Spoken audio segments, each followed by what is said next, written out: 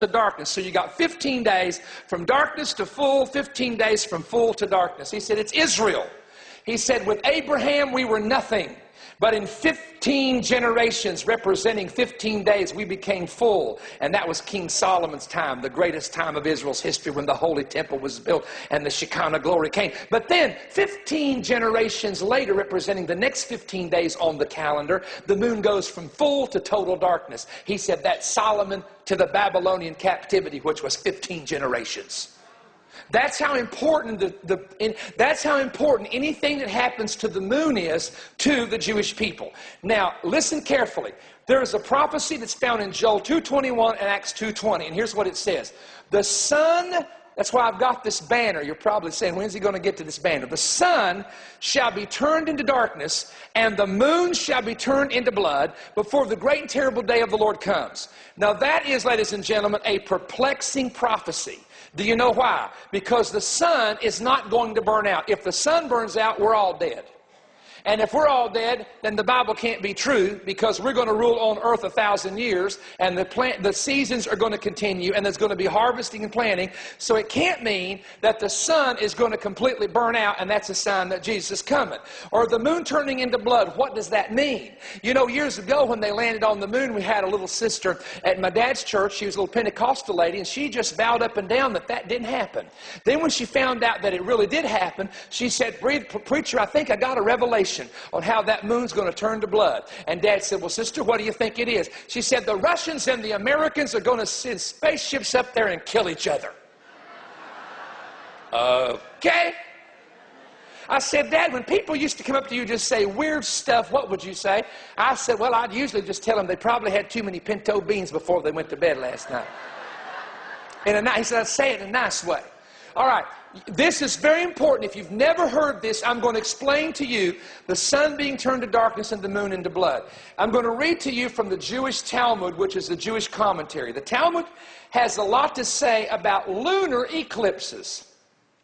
In Sukkot 29a, it is written, "When the moon is in eclipse, it is a bad omen for Israel. If the face is as red as blood, it is a sign that the sword or a war is coming to the world." Wow. In 1996, there were two major eclipses that fell on Jewish feasts, and the rabbis began to teach within just a few years the world would be at war. Guess what? We were. The war on terror. And everybody has one way or the other been drawn into that war. The rabbis taught when the sun is in eclipse, it's a bad omen for the world. Another observation is made by Rabbi Meir. When the luminaries are in eclipse, it's a bad omen for Israel. According to the rabbinical interpretation of eclipses, a solar eclipse, now you know what that is, a solar eclipse, sun goes dark, is a sign of trouble for the world, but a lunar eclipse is a bad sign for Israel. Now remember that a blood moon, when the moon goes into eclipse and looks like blood, it is a terrible sign for Israel. Now, how do they know that? They have tracked these things for centuries.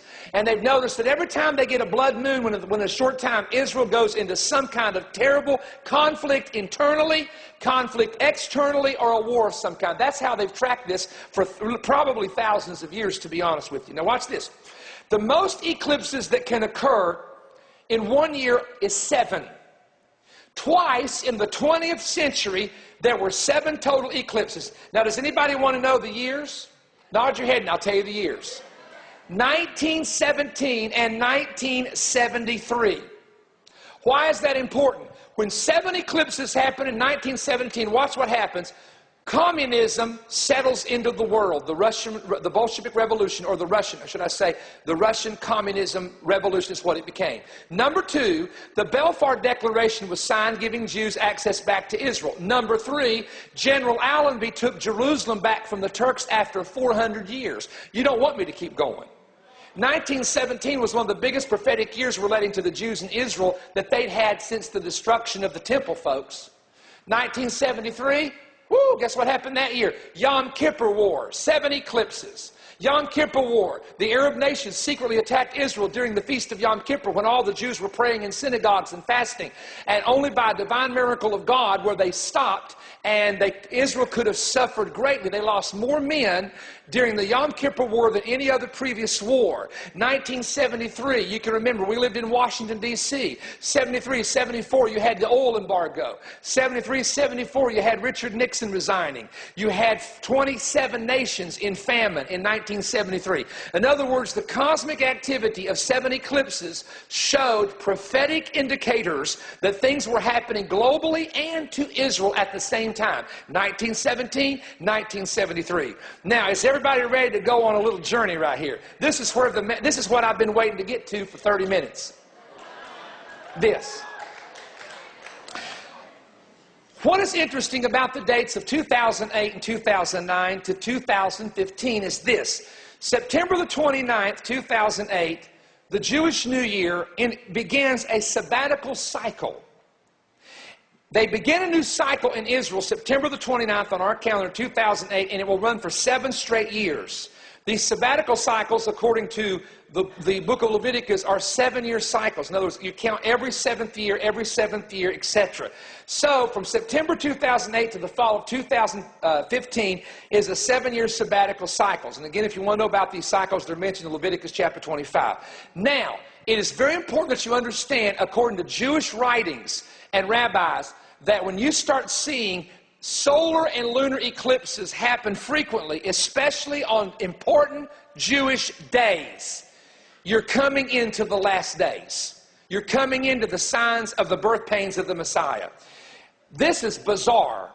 August of 2008, August of 2009, August of 2010, 3 years in a row, same day on the calendar, which happens to be of the 1st, of the 2nd, and of the 1st. Why is it important to understand the Jewish month of Av? Ab or Av, either one. Because it is the most negative month on the Jewish calendar. There are 12 months.